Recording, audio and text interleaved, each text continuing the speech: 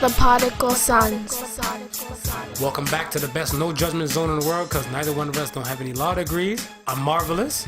And I'm not your average Joseph. And we are the Podical Sons. Let's start the damn show. How you feel today, man? I'm good, man. You know, it's a brand new week, coming off a good weekend. And so just freshening up and getting started and stuff like that. You know, exciting things happening this week. We got the Street Fighter tournament. Oh, for sure. Shout out to my man Tona. They hosting it. It's for a good cause. It's gonna be happening at the Dirty Birds. So if you are in Toronto on a Thursday looking for something to do, come watch us kick some ass, man. You know what I mean? And put the beats on people like an MP. that's it. And come say hi to your boys, and that's it. That's it. Mm-hmm. So how you been? I'm good, man. You know, I'm getting ready for the Street Fighter tournament. Had to dust off the old controllers and everything. Go back at the ones and twos, because I ain't gonna lie to you, I've been beating no Call of Duty for a bit. Yeah. The last video game I fully submerged myself into was God of War. Yeah. So I wasn't really fighting with nobody. I was mainly just, you know, cutting up ghosts and bad guys. Gotcha. And that sort of thing. No, but God of War's a good game, though. You know what I'm saying? It has an epic ass storyline. They can make that into a movie. I think that's what pretty much grabbed me, was the storyline was just crazy. Right. And it's all the way crazy. So, I mean, that's it. But a lot of crazy things are happening in the world. So it's good that we can regulate some of it to the video games and kind of keep our sanity that way. I think that's the main thing. People need to start channeling some things in different places, right? In a more constructive manner. Constructive manner, you know what I mean? It's and you know, grown-ups and the young ones as well, man. There's craziness going on with these kids nowadays. I mean, just the other day I was been watching a news report, and this is stemming from the last 2 weeks. I'm not sure if you're familiar with what happened at St. Michael's that went down with I believe it was the football team. Where? St. Michael's where? St. Michael's College High. It's like a high school. No, where is it though? It's downtown Toronto, I believe. Oh, okay. Yeah. So so what had happened was they had got arrested. Well, I wouldn't say got arrested, but a video started floating around amongst high school students. Okay. And the video was this kid getting sexual assaulted. Yeah, it's crazy because you know, the assault in itself happened at school. Okay. So without saying much, they were basically. Hold on. What kind of assault are we talking about now? This is it was deemed as a sexual assault. So somebody getting molested or raped. Well, let me fill you in on what's going on, right? Fill in the blanks. So there was a videotape that was floating around, and it had to deal with an assault of some nature. Now they were saying it was sexual assault, but we didn't really get the full, because everything was under investigation. Right. And apparently, by the time the story actually broke, the principal of the school already had an idea or knew what was going on. And he was kind of trying to, I don't know if he was trying to get a hold of the situation. Yeah. Before it broke to the news. Now, for those who are not familiar with St. Michael's College, they're a very big, prestigious type of school. Yeah, I get that. They got a hockey program that's probably second to none. Maybe they got a football program just like that. It's almost like an elite school. Like an elite school, right? Gotcha. Setting you up for bigger, better things. So a lot of students that go there are from well-off-to-do families. You know, people with some sort of high-profile background, that sort of stuff. Right, or they're probably in for the sports run. Or probably in there for the sports run. Gotcha. So the principal, he got wind of what was going on, and he didn't mention anything. He didn't come forth to the police. So knowing that this is knowing the situation that it was. Now apparently it was 2 videotapes, maybe a third that were floating around, and it was 2 separate incidents, 2 separate kids. So as days went by, we get to find out that it was actually a hazing that was happening within the men's football team. From what I hear is that the one dude, they sexually assaulted him with a broom. Yikes. Now, not only did they sexually assault him with a broom, but this was captured on video. And this is floating around. The next kid, I don't think it was the same situation. I think he was more being like pushed around and stuff like that. They caught that on video and so forth like that. Right, but it's the broomstick. But there was the most serious of the offenses. So when that finally broke, it's like hell went to shit and stuff like that. So now we're like I would say about maybe 2 to 3 weeks deep since that happened. Now, 2 to 3 days. Yeah, go ahead. The principal resigned, right? Because he obviously was bigger than him. He couldn't quell the fire. He couldn't quell the fire, right? And he was even under more heat because he didn't come to the police right away, right. Not only that, since then, I think it might be 8 or more students have been expelled. Out of the 8 students, I think maybe 2 or 3, I don't know how many, but there's some that have been charged with sexual assault. Right. Also, the school has canceled their basketball, football, and hockey program for the 2018 and 2019 season. Now, what hit me is the fact that only the students were charged with sexual assault. But aren't they the ones that did it? They were the ones that did it. Okay. They didn't charge any of the coaches or anything like that. Was the coaches caught in the video? I'm not sure because I haven't seen the video. Oh, okay. Right. I'm just going off of what the media tells us. What the media's been saying. Gotcha. So I don't know if the coaches have been caught in the video or not. Right. But I'm looking at it as this is a hazing that was either gone too far or has always been this serious, so and nobody has. Oh, so you're saying it could have been like a traditional type of hazing, right? And as bad as it is. Listen, some people do some stupid ass shit as far as tradition is concerned, right? Fact. So yeah, we know that through the history of man. As bad as it sounds, I'm willing to bet 3 or 4 of those guys maybe on a team have been through that initiation already, right? So with that being said, this is probably something that the coaches or some staff might have a wind of. Now, there's no way of proving that. But that's fucked up, though. But I'm pretty sure they have an idea of what's going on, right? Now, they know some sort of hazing is going on. That is a fact. I know that for a fact. So my whole thing is, yeah, these kids, they have gone way across the line as far as hazing is concerned. Way across the line as far as just the treatment of a human being is concerned. Right. And through all of this, we're the adults. We're the coaches. Where is this happening? I mean, and hold on. Put a thumbtack in that. Yeah. Do you think those kids should be charged as adults? Should be tried as adults because of the shit that they do? I feel like because of the social media and because of so many things like porn, all that type of stuff, we have limited information accessible to us. Right. I feel like these kids should know that doing something like this to another human being is wrong. Oh, I agree 100%. Do you feel like they should have been tried? They should be tried as adults? Yeah. Okay. Yeah. Okay, continue. Yeah, for sure. I agree. Listen, when you do something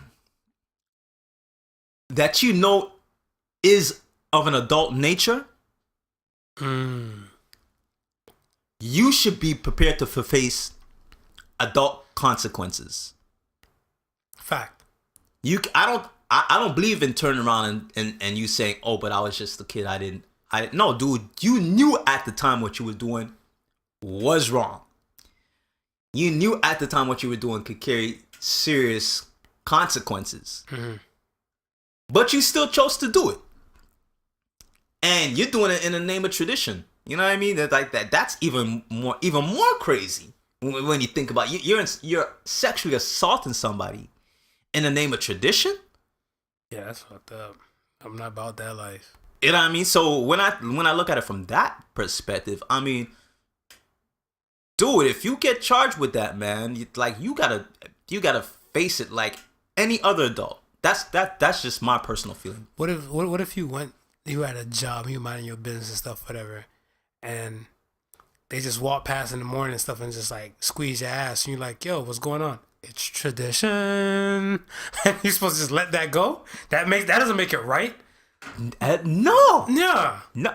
And I'm gonna show you a tradition where we come from for that unexpected ass grab. You gonna get you a jaw rock. Listen, bro, this ain't basketball. We ain't on the court. And even on the court, I ain't expecting no ass pack. Nah, bro. So this is exactly what it is, and I don't know. In this era that we're now in, we gotta be more. I wouldn't even say more careful of the things what we do, because that is, to me, is just senseless. It is. You know what I mean? It serves no purpose. It's like, even if you're playing what other type of sport and everything like that, whatever, all you need is practice. Point blank. That's the major thing you need: practice, and then playing the damn game. All you need taking is a broomstick practice. in the ass that's not helping nobody. No one whatsoever. And what kind of sport? I don't know. That's not the sports I watch. There might be some other channel, the deep dark web. That might be a sport there. Not the shit I fuck with. The regular hockey that I know, basketball, baseball, no. Pineapples. I'm uncomfortable. It's crazy, but I mean, these are the things that are happening on campuses, school grounds. Yeah. You know what I'm saying? And they're we don't know about it because it's, hidden under the device of tradition. This is what our school, you know what I mean? This is under the quiet. This is what we do, you know what I mean? This is, you want to be in, this is your initiation. But it could be, but I want to say the hidden portion of stuff could be from like, because it's a prestigious school. Like, think about like a prestigious school, all the funding, the alumni, all the type of name stuff behind it and everything like that. Like, you don't want to really mess with like a good steam machine going on, and something like this will kind of ruin the machine and the mechanics of it running smoothly, right? Yeah. Think about the funding that they might get from, like, let's say, set alumni that might go there, or set people who are having their kids to go there and set up and all that type of stuff, whatever. A scandal, a situation, stuff like this will ruin that. People will back out, pull their money out. Like you said, the sports and stuff are shut down for the school year. Right. Right? Right. And keeping in mind and in line with that thinking, right? This is why the principal tried to get ahead of the story and try to figure out, how do I put the cap on this? Yeah, absolutely. Before it becomes, wide media attention. Yeah. How do we protect these? I'm gonna say it, these privileged students. Fact. Coming from privileged families who are now looking at this esteemed school to further the privilege. Right. I tell you, man, you can't even in education, you can't escape certain things. Very true. You can't escape certain things, whether it be students, whether it be teachers, whether it be principals. Listen, man, it's in there. It's in all walks of life. I'm pretty sure. This is probably not the only thing that was happening in the last 2 weeks school wise. No. No? I don't think so. No, it's never going to be. Because, think about it. If you look at every school and stuff, whatever, they're always going to have some kind of stuff going on, whatever. Like, look at Baylor University. Baylor University with their former fraternity president, right? He was in a situation and stuff, whatever, where he was recently indicted for rape. 0 jail time. Zero. No jail time. He got probation to say 4 years of probation. Just 4 years of probation. Zero jail time. And he had to pay a fine of $400. Hold on, wait. Let's walk back a little bit. walk back a little bit. Let me digest this. I'm here for you. Let me digest Go this. ahead. So, he was found guilty Sí, buen. of sexual assault. Sí. And he ain't getting no jail time? Hi. How? Wait. What? How does that happen? White privilege. Can I say that? Because I don't know what other way to explain it. Especially in today's time, we live in a heavy ass Me Too time. Yeah. With rape, sexual assault, that's a no-go. When did he get? When did this wrap up? When did he finally was found guilty? How long ago was this? This week. This week? This week. Was this before Trump's lawyer was found guilty and sentenced, or after? Before. This was before. Before. Okay. Cause and this is the weight of justice. Cause I'm looking at it as, look, man. Trump's ex-lawyer is about to spend 3 years for paying off a stripper for Trump's bad deeds. Right? Porn star. Well, okay, yeah. Here we are. We have somebody who's being held to a high esteem, who has been given a task to educate our children. Not only takes advantage of that, but commits a crime on top of it. And gets no jail time? Nah, he apparently, so the story goes like the girl, right? Because everything's still fresh in the media and everything like that. So her info is not going to fully come out yet. But basically with her, she said she went to the party. She's there at the party. It was a little too much that she can handle. And immediately she shut it down. She said, no.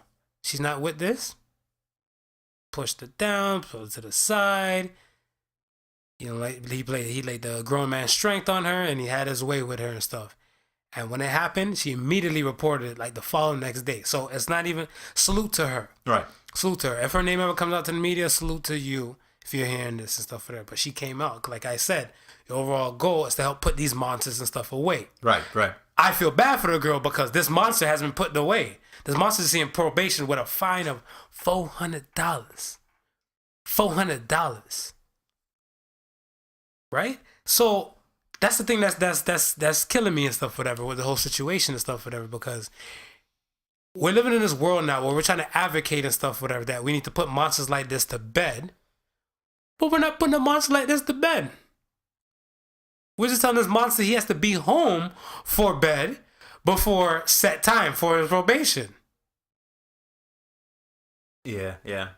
I That's scratched my head on that. Yeah, one. that's the ass backwards shit to this I whole had to scratch situation. my head back. Wow. Yeah, so I'm like, nah, I'm not feeling this. I'm not feeling this at one bit and stuff, whatever. I mean, I don't know how. And what they said to the girl, they said that, they're not. I think the prosecutor said it's not enough evidence from just one person to put away a guy. So where are we working at with this Me Too movement? Well, I'm extra confused. I thought the goal of the Me Too movement is to put monsters like this to bed, but you have the prosecutor, I guess, who might be in the pockets of this young man's family, whatever the case. Yeah. Is not putting a monster like this to bed. Yes, there's something underlying there. There's something going on in the background there, because I'm almost certain there's always gonna be some shit in the background. Weight has been thrown around, and this is why we're seeing the sentence that we're seeing. Because I can almost guarantee you, if that was a black man with lower standings, ooh, He would sink. He would sink in that. He'll be in that sunken place for a bit. Yeah. Minimum 10 years. I mean, I would even go as far, but I don't even think it has to do with even race at that point, because I would even think a white man with lower standards would probably get jail time. So I mean, now we're looking at rich white men who are friends with rich white men, who in turn are friends with rich white men who make laws. Fair. Who in turn are friends with rich white men who enforce those laws. And it's a situation where, you know what? Don't worry. I know Charlie. He's going to be all right. I'm going to speak to Charlie and, we'll make it. But it goes back to what you were saying and stuff, though, whatever. When I asked you the question, would you rather have 5 more friends, 5 less friends? And you said you want 5 more rich friends. Yeah. So these rich-ass friends will get you out of situations and stuff like this. Yeah. Not saying you're going to be in a situation like this. If you are, I don't know if might be a prodigal son no more. Might be a prodigal son by my goddamn self. I don't know about that. But basically, that's the situation, right? And you get those 5 rich friends. You don't know where those 5 rich friends is going to be. And that's the only thing with meeting new friends. Is that you're not going to know their past right away. You're not going to know what they've been into the last few years. True. You know what I mean? But you have to actually become a friend to get that sort of information. Right, but then we're in a situation and stuff, whatever, where we're trying to keep the same energy and stuff, whatever, on growth and development. So we're hoping that if we meet this person and stuff, whatever, they're on the same type of decent level when you met them. Yeah. So you're hoping that if they were some kind of super demon back then and stuff, whatever, they're at least like a tamer type of monster when you meet them, whatever, right? Because it's a growth and development type thing. Robert Kelly, it's just like that, right? So I mean, I see it and I hear it and stuff, whatever, but I mean, shit. Hey, all the listeners out there, stop fucking around with your broke ass friends. We'll get you some 5 rich friends, so you can just bounce off little charges and shit like this. They get you out of shit real quick. Out of shit, man. Real quick. This is straight motivation for me to go get some 5 rich friends. I don't even want to fuck with poor people no more now, because if I know I just got to pay a $400 fine. That's it. That just blows my mind. $400 fine. And it blows my mind because the highway or Hawaii. There you go. Hawaii lady. Yeah. They just set her bond for what? 10 billion? So here we are. We got somebody who got a $400 fine for sexual assault.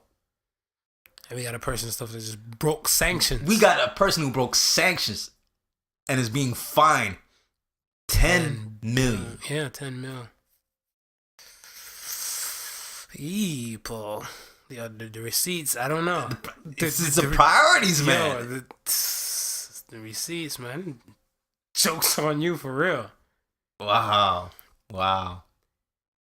That's insane that you stop to think about it. That's so okay. Well, really insane. Why we still talking about these kids and everything and stuff, whatever? Let me ask you this, man. I know we spoke about kids and discipline and all that type of shit before and everything, but like, the fuck, man? These kids are bad as shit. Let's be 100. Yeah. These kids are bad as shit. Like, play this. Even in this week alone, right, on the net and the media, whatever, you know how much shit I done seen with like badass kids in action. This right here with this whole St. Mike's thing, yeah, is like another icing on top of the cake and stuff, whatever. We're talking about this cake and stuff of like badass kids. This is like the stylish ass fondant on top of the cake. But yo, there was kids and stuff, whatever, I think out there from another high school stuff, I think out in America, where they hopped over the counter in a donut shop and the girl beat the brakes off a worker at the donut shop. Yeah, that's crazy. That crazy shit happen all the time. Yeah, and then you have the situation where if an adult is talking to the kid and stuff in the wrong way, the kid wants to square up, throw hands, and I think he knocked out a guy and stuff, whatever, early in the week. Yeah. I seen another video and stuff where a girl, her grandmother and stuff was trying to like calm her ass down, and then she put the hands on her grandmother. But grandma ain't no sucker. Grandma whooped that ass. Yo, grandma threw the hands right back at her and There stuff. you go, whatever. grandma. You Beat gotta her, you gotta let them know. Yeah, you gotta let them know. So that's what I'm saying. But they gonna crucify the grandma for throwing the hands back at her and stuff, whatever, right? But I'm like, she learned that damn lesson that day. Yeah. So I mean, like, what? My question to you and stuff is, what can we do now, solution-wise, to try and tame these badass kids from getting worse? Is it an individual parenting type of thing and stuff like that within the household, or is it a school type of thing, or is it a law type of thing? This one for me, Marv, as you know, I got a 16-year-old. Okay. Right? And Right. I got an 11-year-old. Mm-hmm. So these are things that I constantly think about.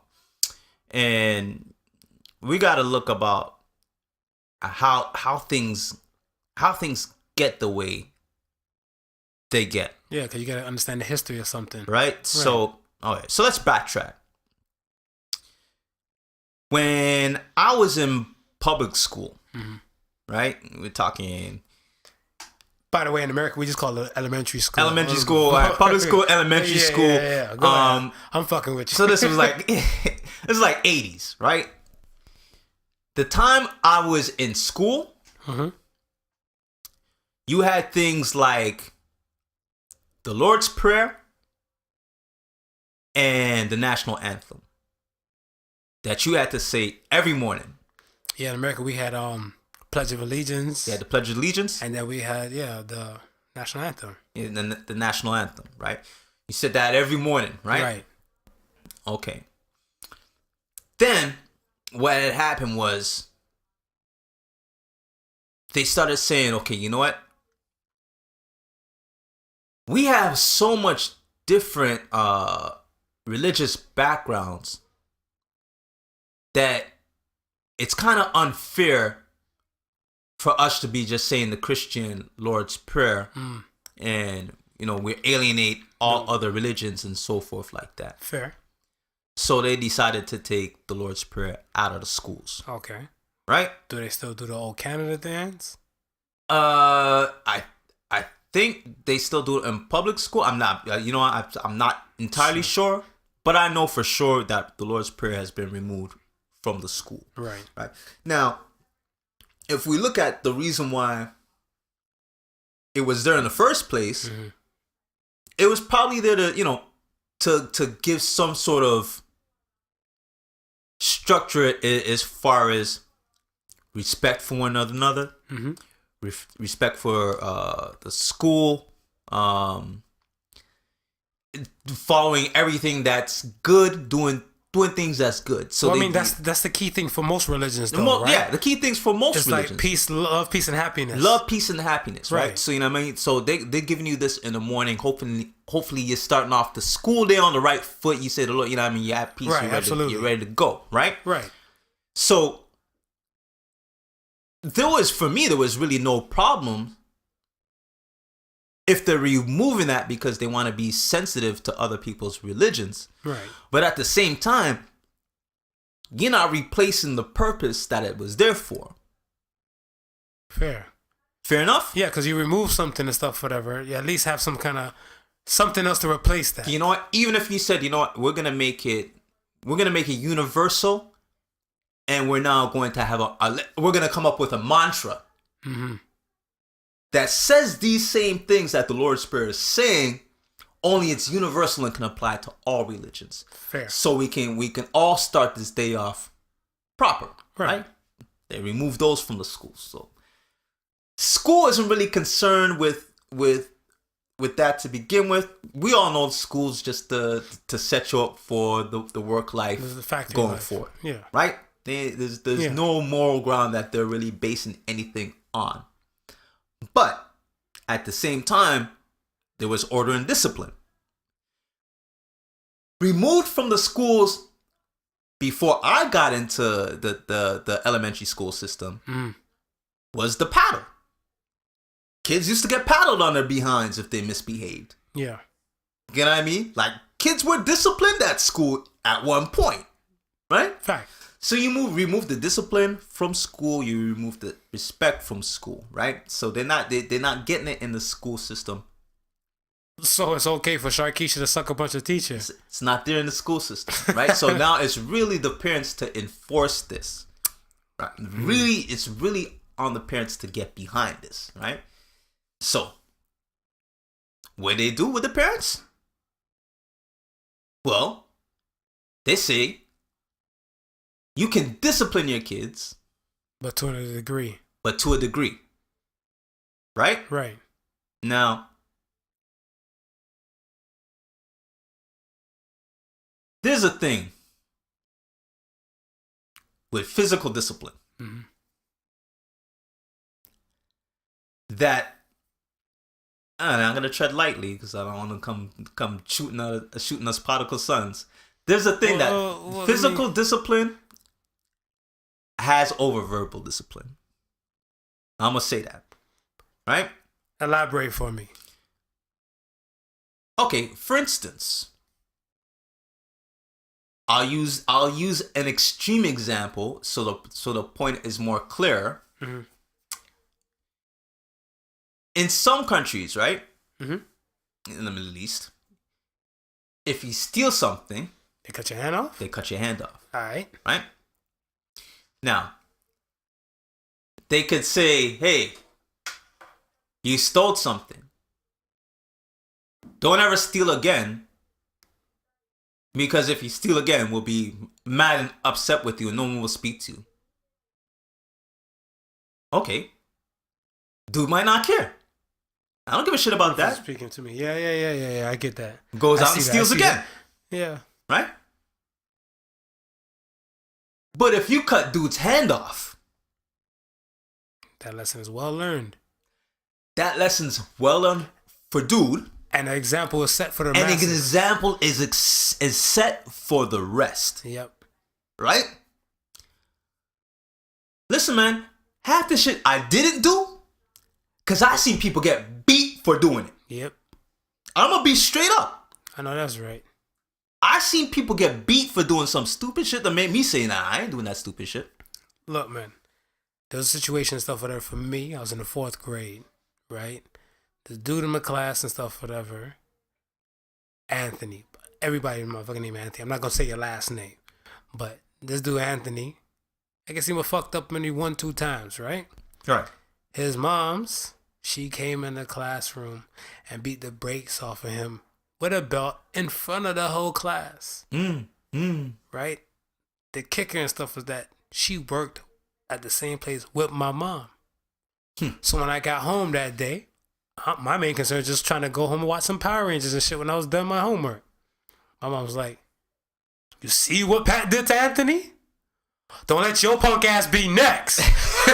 Right? So I was shook. So I was like, I can't believe this. That didn't look nice. I'm good. So I just shut my pie hole. I'm like, I'm going to just, learn from that example. Look, they instilled the fear in us. And that fear kept us in life. Listen, fear does a lot of things for a person. Fear is a survival technique. It is. You know what I mean? It helps us order. If we didn't have fear, we'd be getting ourselves into a lot of shit that we couldn't get ourselves out of. So fear has its place. So what happens now is you tell these parents, well, you know what, you can't physically discipline these kids. You can only talk. But they don't teach these people how to effectively talk. So here you are now. Where do people go to effectively learn to talk to their kids? That's a good question. But if you're going to tell somebody that they can no longer discipline their child this way, you have to have another solution for them to discipline their child. Right, so going back to what you were saying, they remove something, but they have nothing to replace it. They have nothing to replace it with. Oh, they tell the parents, talk the situation through, but they don't teach them how to talk the situation through. And if I've been beaten all my life, now you're gonna tell me to talk my way through. You know what? The talking ain't gonna be there. Yeah. Right? So now we have kids who don't fear their parents. Now, not only do we have that kids that don't fear their parents, we have now all these influences to tell them otherwise. Well, the kids or the parents? The kids. Okay. Whether it be like if television. If your parents put their hands on you, call 696 kids and all some shit like that. That right? Yikes! Yeah. So family course a motherfucker too. I'll tell you. So kids know this. Kids know that you can't physically touch them. Right. So they've been empowered to a certain extent. Mm-hmm. If a kid feels empowered over their parent, what are they going to be afraid of? Who are they going to be afraid of? Zero. So now you have these kids who don't fear their parents. They don't fear authority, because the first authority they're going to know is you. Right? So if they haven't learned to fear you, how are they going to go out and fear authority? Which is who they need to fear, because your discipline is to correct. Mm-hmm. Their discipline, it can cause a life. Fact. So now, we got the schools not leading them or giving them any form of discipline. Mm-hmm. We have the discipline being taken away from home, right? And then with all these things being removed and nothing being replaced, what do we have? Popo. Oh, even before that, we have the advent of social media. Social media is a 24-hour program. Program. It's a 24-hour program. It doesn't shut off. It doesn't shut off. Right. We have the music. We have the film and television. We have just the general communication aspect. Right. Where the bullshit is fed to them 24/7. Right? Right. We got more kids that don't know themselves today than at any time prior to this. Mm-hmm. We've got more confused kids today than any time prior to this. We have more kids today with mental illness than any time before this. Right? Right. So now, when they're out there wilding, how surprised can we really be? How surprised can we really be? Right? Right. So how many was that? About maybe 4 or 5 things I listed there. That has to be that has to go back and look at. Because we're at a point today because of these things. Exactly. For me, you know what I mean? That's how I see it. Well, no. Well, I mean, that's what any parent should look at it as, whatever, right? They should look at the circumstances of as just that. From the parental standpoint, until where if they have their kids in a situation, or if they don't want their kids to be in that situation, these are the options they have to really look at. That certain things stuff have been removed, but nothing has been replaced. So it's up to them to kind of replace these type of things or put something in line before it gets to the final step with the authority and the law. This is it. So we know it's been removed. Now it's how do we replace what's been removed? How do we take back that authority? Mm-hmm. You know what I mean? How do we get these kids to realize, listen, no, despite what social media tells you, you're not an adult at 16. Right. You know what I mean? Despite of what social media might tell you, you're not capable of making critical decisions for your life at this point. And have you had a conversation with these kids? I've had a few. That they have some serious to me, asinine way of thinking. Oh, they do. They do. I heard one. Is water wet? And water is not wet. You heard that shit before? I've heard that. And these kids and stuff, they eat shit up as like the gospel. Yeah. They eat shit, the dumb shit up. Yeah. As the gospel. Yeah. So I mean, salute to the parents out there, because you're gonna need all the patience you can get. You need all the patience, and not only do you need all the patience, but it's gonna take you thinking outside of the box, because you're gonna beat their ass in the box. You're as rational as you think you're thinking. Mm-hmm. You're dealing with irrational minds. You're right. So you gotta somehow irrational say no. Minds that fuck with social media for 24 hours. Right. So you now gotta say to yourself, wow, the rationality that I'm coming with, it may just be too over their head. So we gotta figure out a way to dumb it down a bit for them to grasp it. You know what I mean? Whereas before, you could probably just spoke to them straight and they would have got it. No, man, there's so much foolishness going on right now. Whereas they just out there wilding for no reason. They wilding for no reason. They're wilding because the music is telling them to wild. They wilding because they seen people on social media wilding. Right. Like this whole that as a Boink character. The Boink guy with the tats on his face. Tats all over his face. Yeah. He was just doing mad shit. Until his ass got popped. For likes. Think about that. Yeah, I'm trying to fathom that. You see, Fabulous said and stuff. Money isn't the root of all evil. It's attention. And people do shit for attention. But the whole thing with social media and the whole type of thing and stuff, whatever.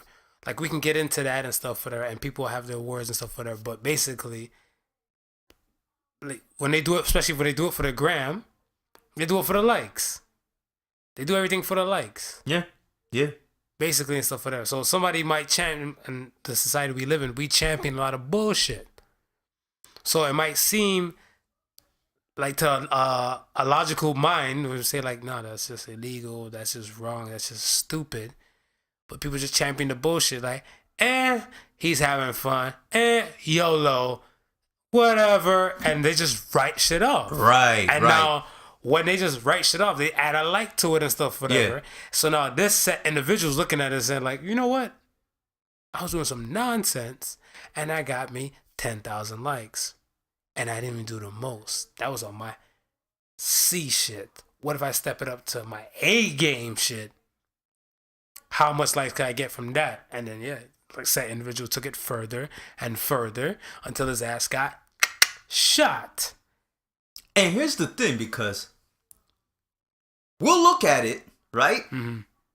And when I say we, I'm saying, people like you and I. Right.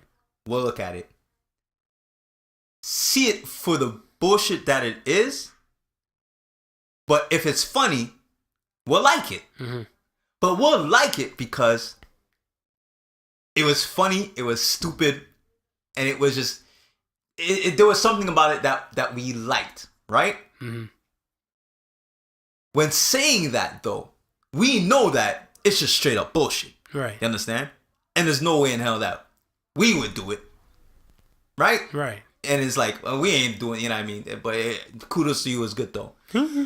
But at the same time, there's other people looking at that and saying, shit, he just did that. And he got 3,000 likes for it. So already they're looking at the likes aspect of it. Right. They're not even looking at what he did and what the funny thing of it might be. They're just looking at, okay, he just did something stupid that got that much likes. And so maybe I go out now and do some stupid shit. And do some stupid shit. The mimicry starts. That's where the mimicry starts. Right. Right? So then, and these are people who just, and that's the thing. That's the thing with social media. You either have a mind of your own or you don't. Follow. Or you follow. And social media banks on that. That's what they bank on. They bank on those with a mind of their own to lead the way, and the rest to just follow. And they make it so that the following has addictive properties to it. So to close on this, so that means I'm paraphrasing now, but exactly what you said.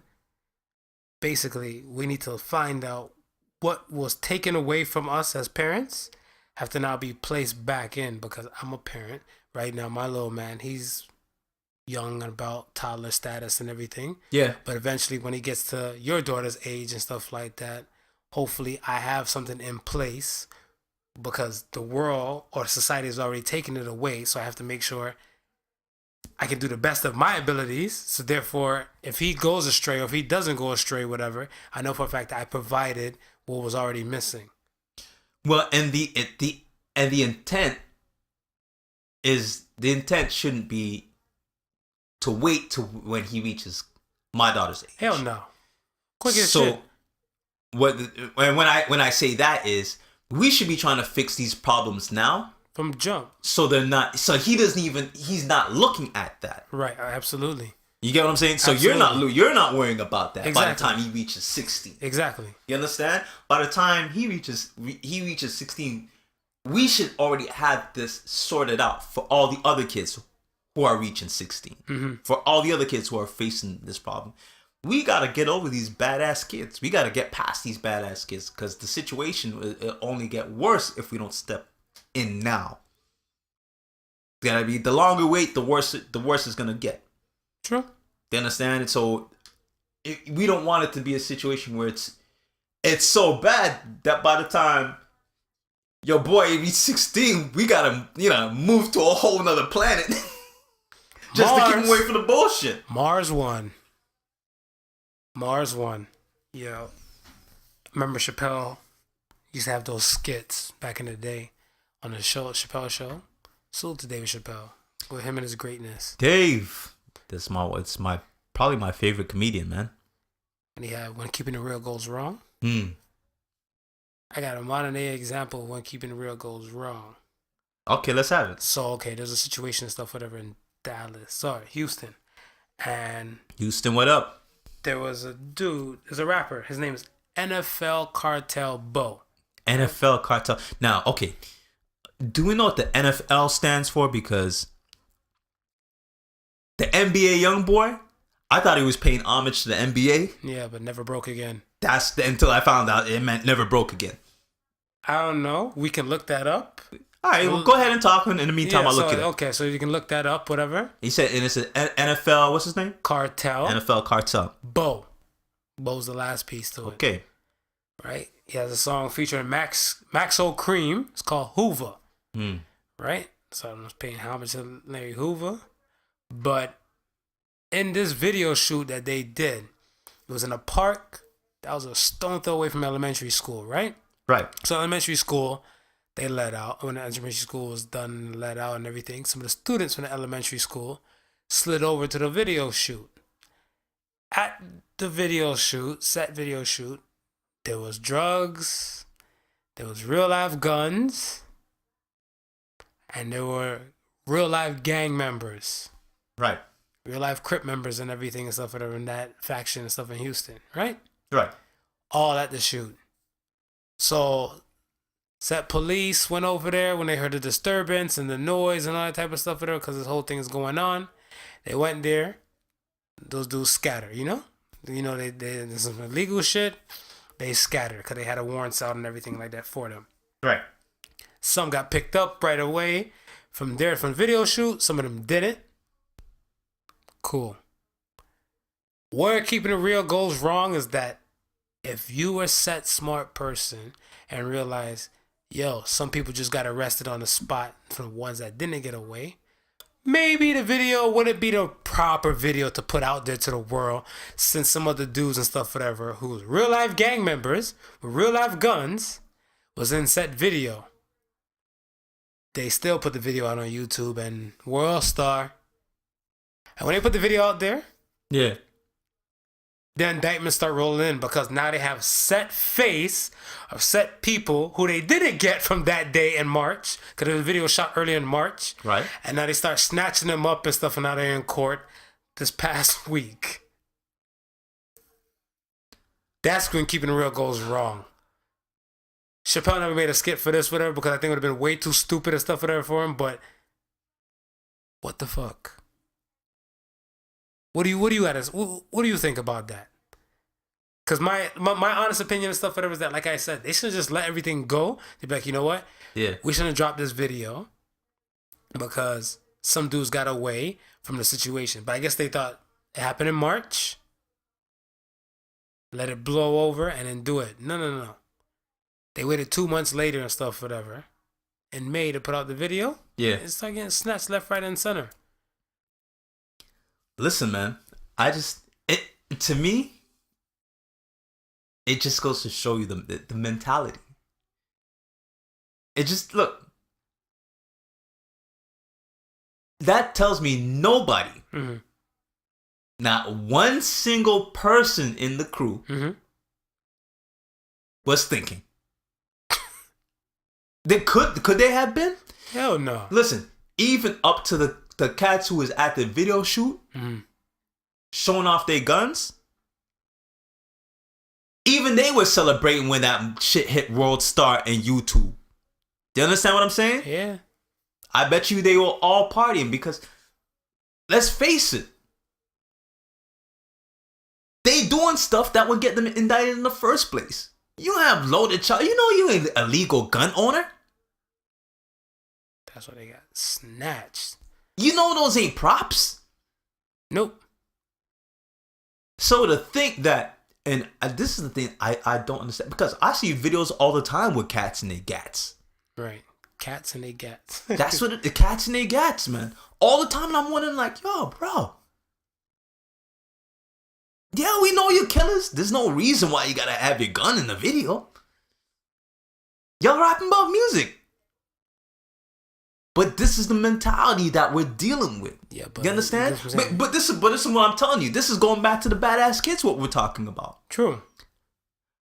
And back to the imitations that we're talking about. Because badass kids see these kids on the video and they think it's cool. Well, the badass kids made it into this damn video. They slid up. They was in there. There you go. And we know ain't none of them thinking right, because at the video shoot, how many got arrested? At the video shoot, I think it was about 9. At 9 at the video shoot. But who were the first that got it was only 2 that originally got arrested at the video shoot? No, it was 9 at the video shoot. 9 at the video shoot. After the video was released, it was over 20 people. That's what I'm saying, man. This is stupidness. 9 get arrested at the video shoot. On site. On site. Why the hell are you putting out the video for? For likes. For the likes. Oh, they do it for the likes, man. Think about it. Man walk up to a chick and stuff, whatever. What's up, babes? How you doing? I'm good. She ain't trying to hear nothing. He's like, you know who I am? You ain't see me in the NFL Cartel boat video? Here, I got the clip right here on my gram. That's me right there posing up. Oh, shit, for real? Swap out number. Don't forget to like that photo and check out the video. Likes. There's motherfuckers out here doing countdowns to videos. Yeah. They're doing countdowns and stuff, whatever, waiting and stuff, whatever. Like, okay, you about to drop a video in like 3 days. Who gives a fuck? Yeah. Just drop it. Yeah. Just drop it. Because so what if I forget to come back and look at it at that time and stuff, whatever? No, just do it. But they want to do it for the likes. And that's what I'm saying. They're doing it for the likes. Yeah. No one fucks with me like that in the regular world, but I'm going to do it and stuff, whatever, in the social media world. It's the likes. Keeping it real goes wrong, man. Well, that went very wrong for about... like 30 of them. About 30 of them, man. Wow, that's insane. That's 30 of them right there. Think about it. You probably see the video and stuff, whatever. You might see like 7 or 8 people lined up at one time, so walking with guns and everything. Mm-hmm. They got charges. Mm-hmm. You guys seen another little group and stuff in another area, whatever? Yep, they got charges too. I mean, hey. It's funny because I'm willing to bet that some of them cats that were in the video might even have been on probation. Pretty much. They got snatched up, man. The news had a field day with it. The news had a field day with it. The cops probably weren't even laughing and stuff. They have to do less work to hunt down whoever the fuck. It was stupid. Stupidity at its finest. Like we say at the end of every episode, whatever. The difference between genius and stupidity is stupidity doesn't have limits. Genius does. Yeah. Stupidity is vast. It's vast. Their brains never thought like, yo, 9 of our boys got snatched up. Let's not release this video. But that's what's killing me right now. That's what's killing me right now. Huh? Yo, you're like, that's what's killing me right now. calm down. Don't have an aneurysm on the other side. I told you. I want to make this the Podical Sons and not the Podical Son. Relax over there. I'm just saying. I'm going to bring this shit to you and I just want to hear what you got to say about it. I'm trying to figure out how the conversation went down in the room with the NFL cat Before the video got uploaded? Yeah. Or the next or the day. No, before the video got uploaded. Okay, he's like, yo, we about to. What was the conversation that was had?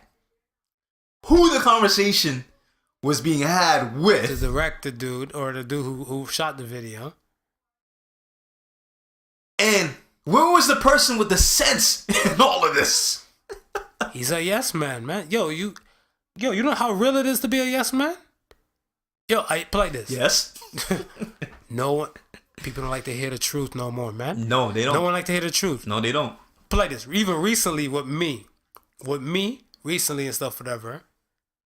I had a former friend where I told him and stuff, and I'm like, you fucked up. Right. In this aspect.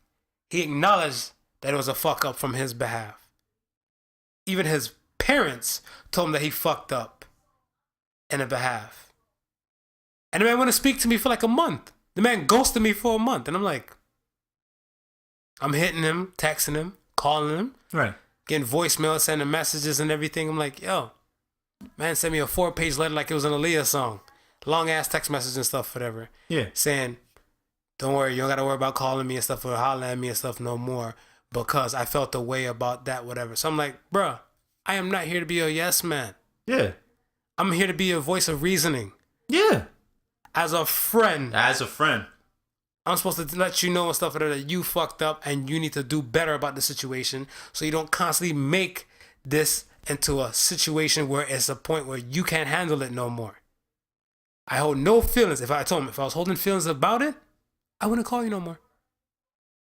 No. I wouldn't contact you no more. No. But I'm still trying to reach out to you after the whole situation.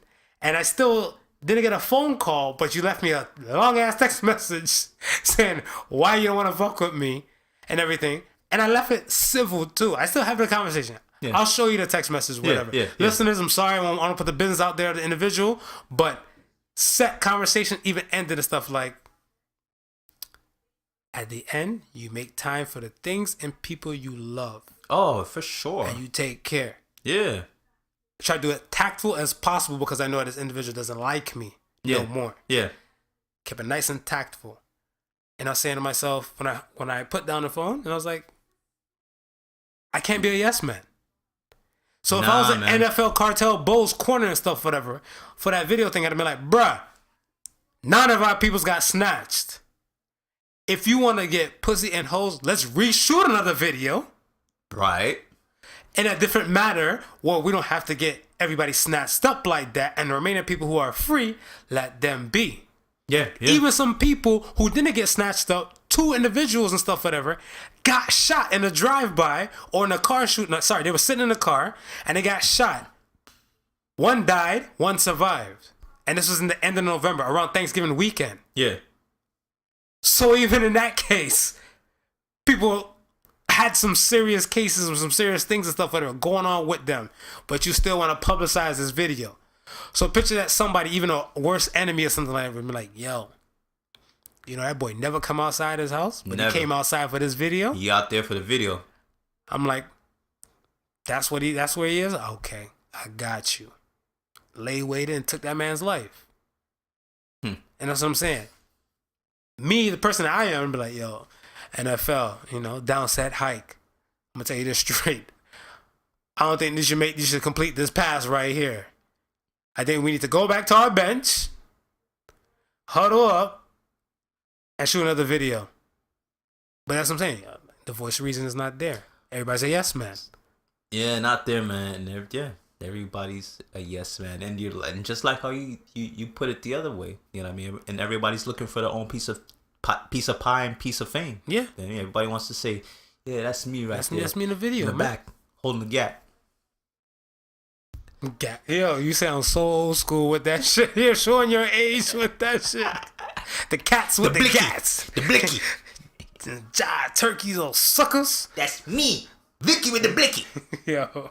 I'm over in the corner. I'm by the Jeep.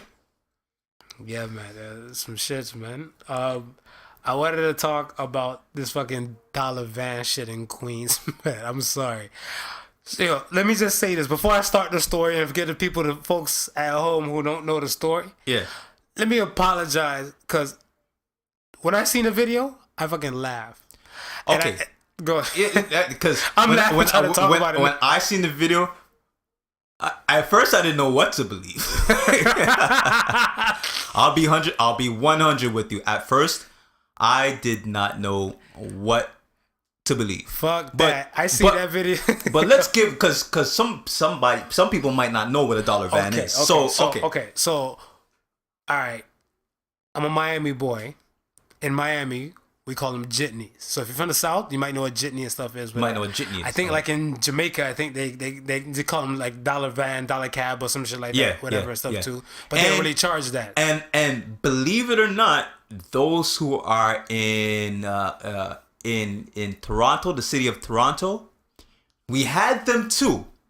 But they're called gypsy cabs. Gypsy cabs. Oh, because it's just random folks just doing their thing. Yeah. Right. They used to have them up at I remember my mom would go to Sherman Mall and buy groceries, and outside you'd have a whole bunch of dudes just sitting there, and they weren't cab drivers, and they would they were cheaper. Yeah, they would take you for money. So they were called gypsy cabs. Right. So the dollar van is pretty much what us in Torontonians call gypsy cabs, and you see down south they call them jitneys. Right. Now, here's the thing with which made them such a commodity and such a running business in the state of New York. Because you had the metro, which is the bus system. They weren't going to certain places in the hood. Correct. Right? So you actually needed the dollar van for people to be able to get around. So it was a good thing in certain cases because it was the purpose for it was to help out the community. Right. Help getting people back and forth, getting around and stuff like that. Now, the thing is about the dollar van though is it's an illegal thing. Fair. And I think they they legalized it or made it legal within I think maybe 5 years back or 10. I don't know. A few years back, whatever they got little sanctions where like they can do a little bit more. Right. They do a little bit more because they realize that like the regular traditional like I won't call them the rape vans, but the little white vans and stuff whatever wasn't making the cut. They weren't like I want to say transportation set. Right. And plus the drivers and stuff, whatever, like it's kind of like they're not doing regular independent driving. Yeah. They're actually doing like part-time commercial driving, like bus drivers. Okay, yeah. So they had to step up things and they had to create a few things and stuff for them and everything that. And I think also what they did was they put in place regulations too. I think there were certain places where buses were that they couldn't be. Correct. Because at some point it actually became a problem because there's a lot of dollar vans in New York. Right. So at some point, they became overwhelmed. And I'm talking they had it to a T. It was like a full system where, the drivers have walkie-talkies. They got, absolutely. Buses like I remember years like the years ago when I was in New York and stuff, whatever.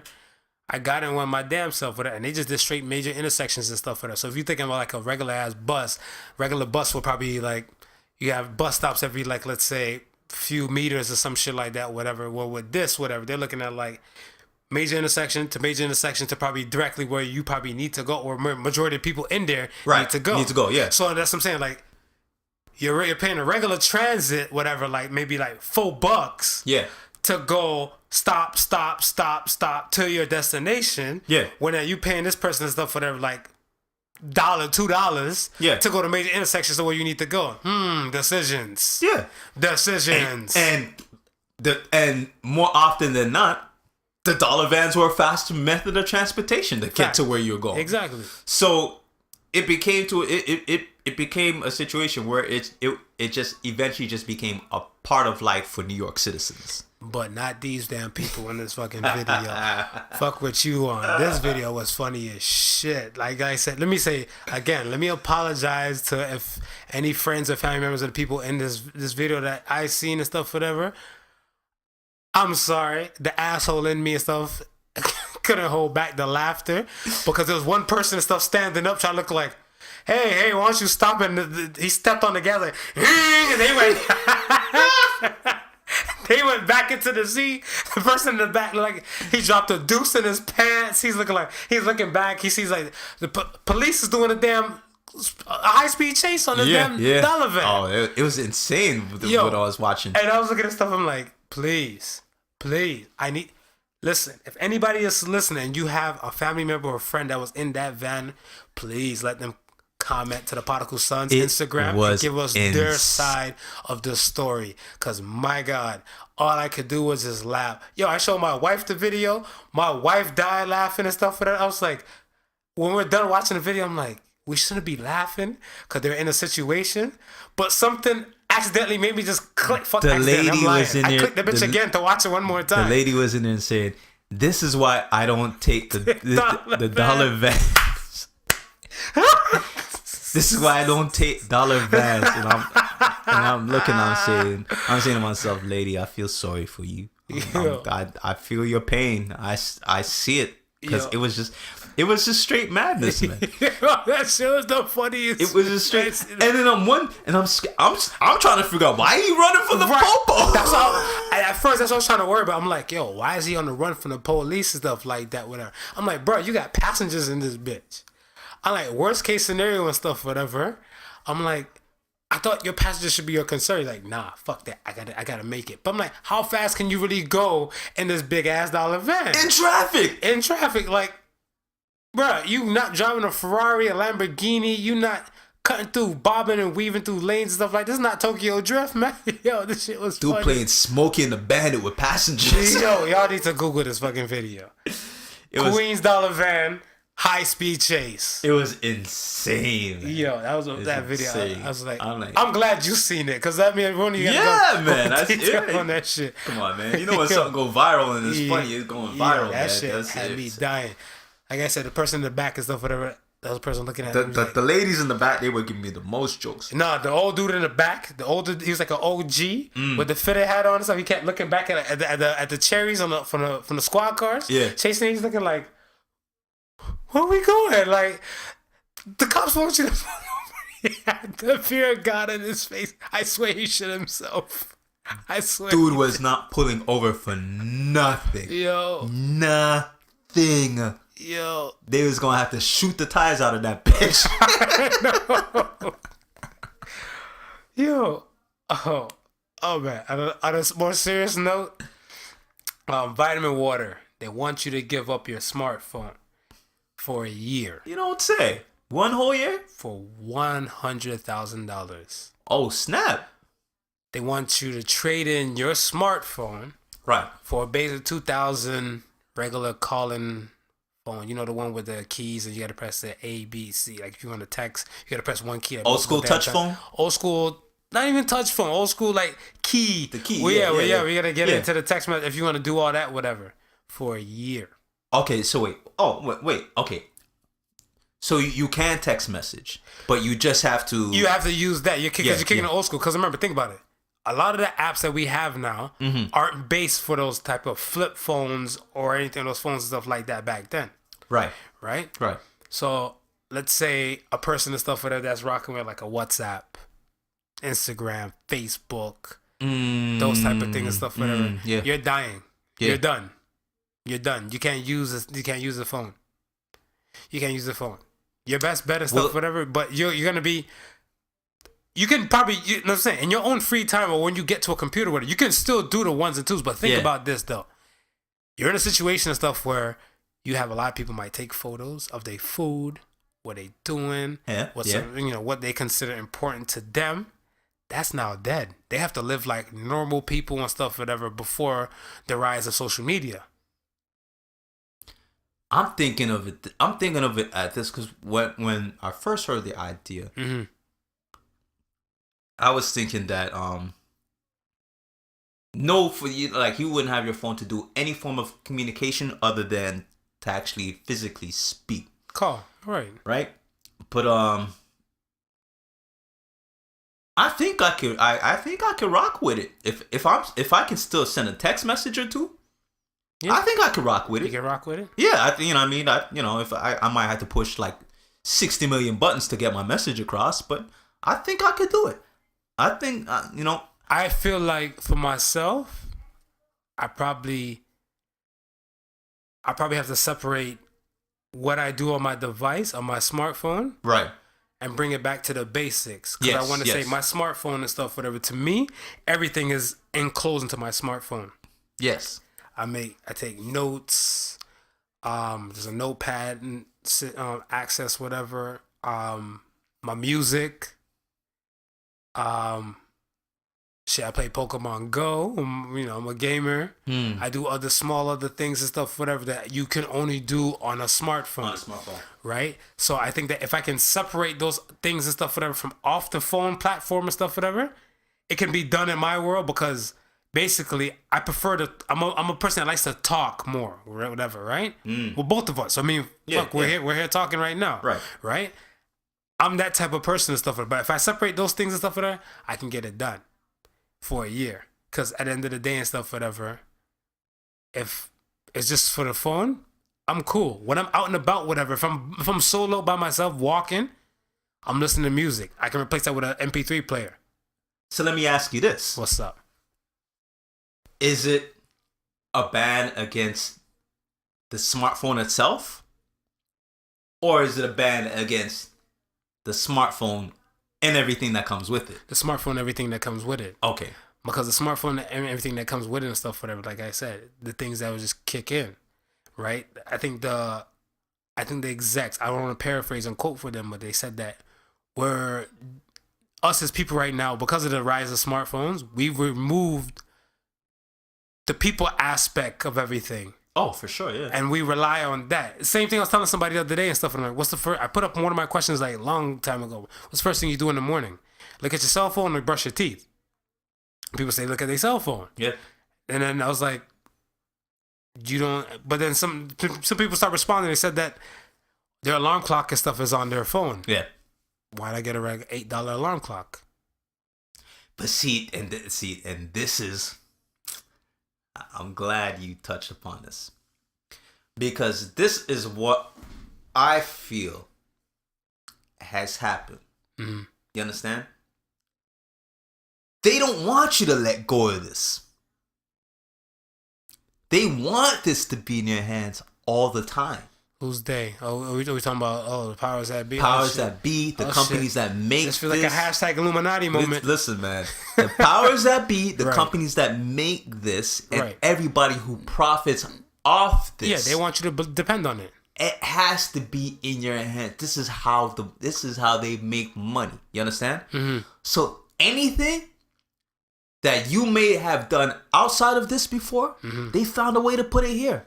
Absolutely. So just like how we're saying, right? I used to wear my watches everywhere I go. Mm-hmm. I don't wear my watch as much no more because I know my phone's got the time on it, right? Yeah.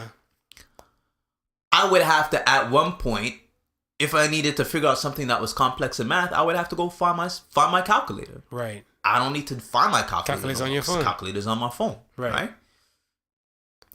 If I wanted to go to a seminar and the person out there was speaking at the seminar and I wanted to capture what he says, I no longer have to bring my little mini recorder because I got a recorder on my phone. This not a single thing. You got a compass on your phone. Your phone can check the temperature for you.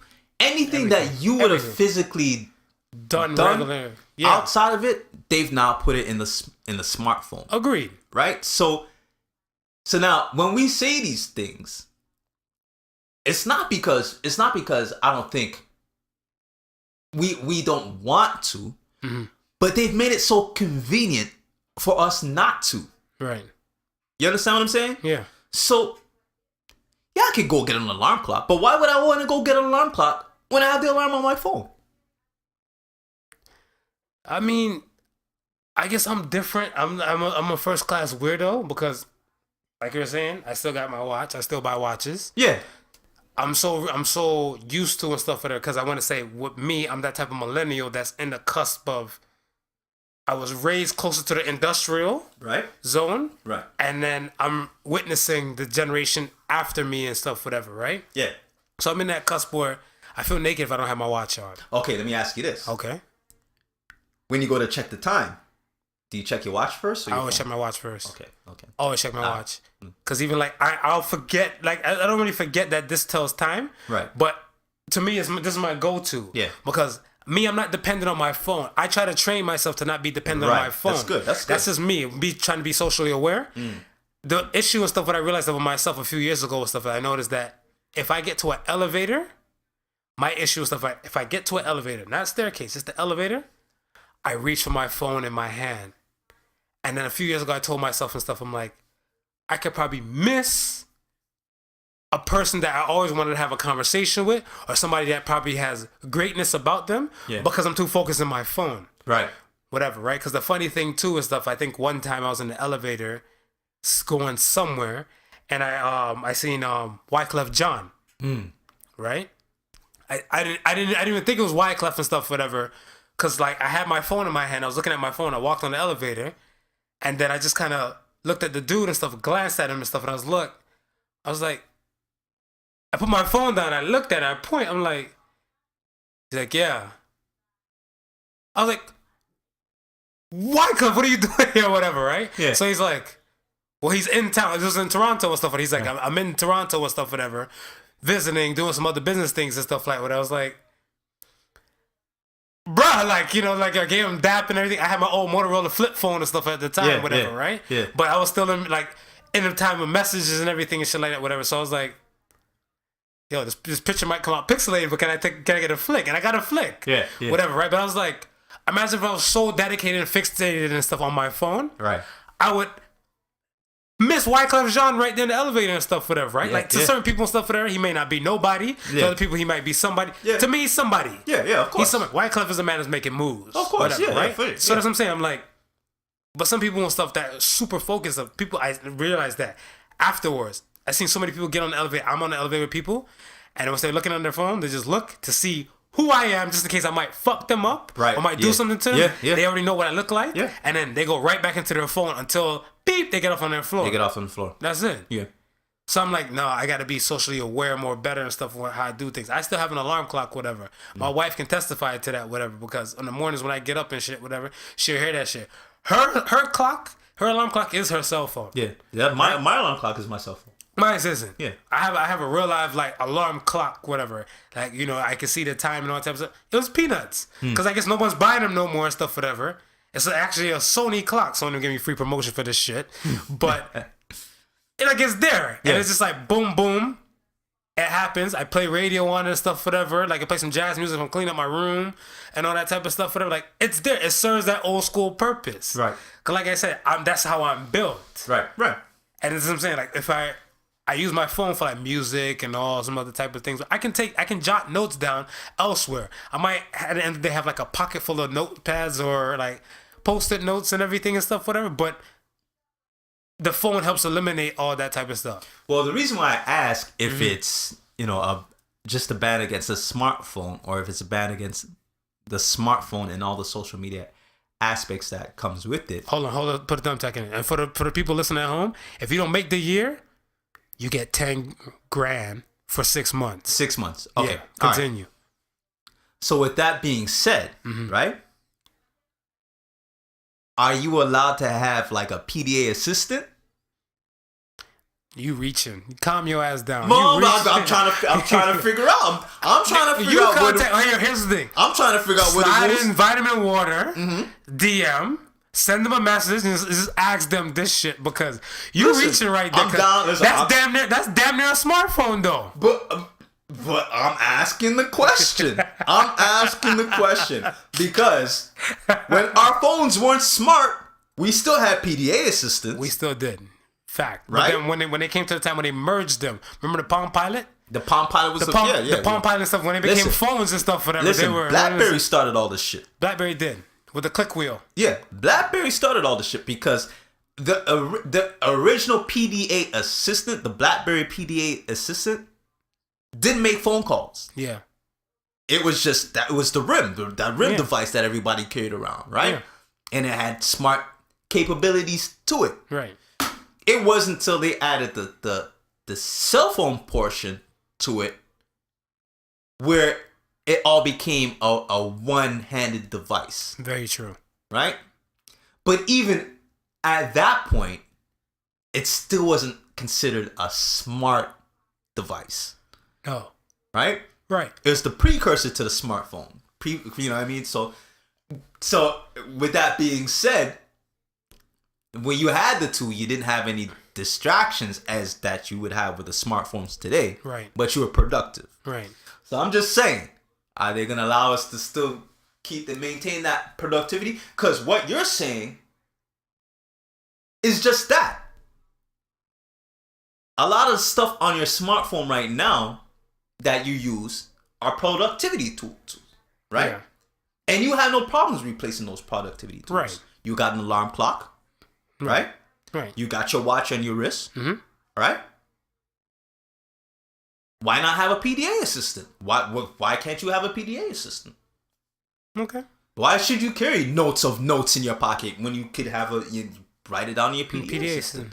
That's the purpose of those things. That's what those purposes were for. And I'm just saying, if I can now just do a little 1 or 2 text messages with that, I think I'm straight. I think I'm straight. The only thing I really, go on social media for is to promote what I do, as far as creating music, as far as working for Battle of the Beat Makers, as far as doing the Podical Sons podcast, right, which is in itself social media. Fair. It's the only real things I touch my phone for. But I feel like those things and stuff, whatever, even those things could be done at a set time from a desktop. Well, here's the thing. Those things I actually schedule when I do those things. Right.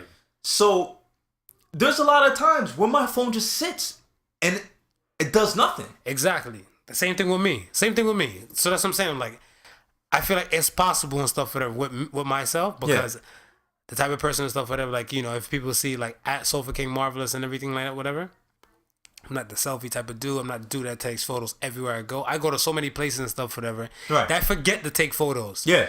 My wife has to tell me and stuff, whatever, you should take the photo. She probably just get upset, like, fuck it, I'll take the photo, I'm going to send it to you and everything like that, whatever, right? Yeah. Like, I remember when I went to the Kevin Hart show. And stuff earlier this year and stuff, whatever, I seen so many other people and stuff, whatever, that I know on their social media and stuff was there at the same time and stuff, whatever, because they posted it and stuff, whatever, there. And then somebody who knew I went to the show said, how come you didn't post where your photo was when Kevin Hart said, take photos and stuff, whatever? I was like, I was there enjoying the moment. Yeah. Like, yeah. I didn't need to take the photo. Yeah. Do I need to? So that's what I'm saying. Like, I feel like I can make it. I feel like I can make the year. Yeah. So you can give me the $100,000, but I will sign up my damn self. Before you sign up, you get your facts and proof from Vitamin Water. I'm just signing my goddamn self up. If you're gonna sign yourself up, then I'll excuse myself from this, because one of us has got to be social media savvy to make sure this podcast is doing what it's doing and popping up. That's you. I'll come in. Don't worry. I'll come in and stuff. Whatever. Won't have all the notes on the phone. Come in with the cue cards and flip it and flip it and flip it and chuck it and flip it. And that's it. Yo, let me just say something and stuff. Whatever, with this whole trans shit we living in this world, whatever. I want to say at times I feel trans Japanese, because people want to feel trans whatever. So I think I'm allowed to feel trans Japanese. Okay. Because I feel like Japanese people, they be on some great shit. They got great fucking ideas. Listen, they forward thinking over there, man. They ahead of the game, man. They're very forward thinking. And I don't know, maybe because I'm part biased because I'm in anime and video games and everything like whatever, but they there. Yeah. they there. The future is now. If the future is now, it's in Japan. Fuck. In our subway system and stuff over here in North America, we still don't got Wi-Fi. They got Wi-Fi in their subways over there. Oh yeah. So just to let you know, they about that life. Certain stations you might get Wi-Fi, but right on the full train, you getting Wi-Fi on your full train ride. So okay. So with Japan and their great ass ideas, I found out you could rent a fake family for 3 years. 3 years. Rent a fake family. All right. So for picture 3 this. years. Picture this. Yeah, because the last thing I heard of renting was rent-a-dread. If you were like a lonely rich white female and you fly to Jamaica. No, I don't know that shit. You fly to Jamaica and you go to a resort. You can rent a man. You can rent a dread. They call it rent-a-dread. So what these rich women will fuck this guy? Yeah. Well, that's just gigolo, man, with dreadlocks. Rent a dread. But you saying you can rent a whole family? You can rent a whole fucking family. Let me hear this. You can rent a family now. So in this situation, stuff, whatever. Picture you and your family dynamic, whatever, right? You got a wife, a daughter, and a son. Yeah. You can replace all three of them with a new wife, new daughter, and a son. All actors and actresses, right? Yo, wait, hold on. How you replace you just get rid of you throw the old family out? Well, you can tell them like fall back like they lost their balance. Like miss me for about a year or so. Yeah, just miss me, just miss me Okay. until I come home or some shit. Whatever. Okay. So picture this: you can go to work and talk about your fake family for the longest, and then they're like, "Oh, don't be shy. Well, not your average Joseph. Bring your family along." You gonna recruit that fake family. Tell your real family stay home. You got them. You about to order them some pizza. Fall back. And you about to go get your fake family. So with the fake family now, this agency or this company, they give you like the choices. They tell you like, yo, when it comes to the wife, she has to be forward or progressive enough to say she want to kiss you on the cheek or go that extra way and everything. That's her choice. Right. You can't miss your place with that and everything because if she blows up, she blows up your scene.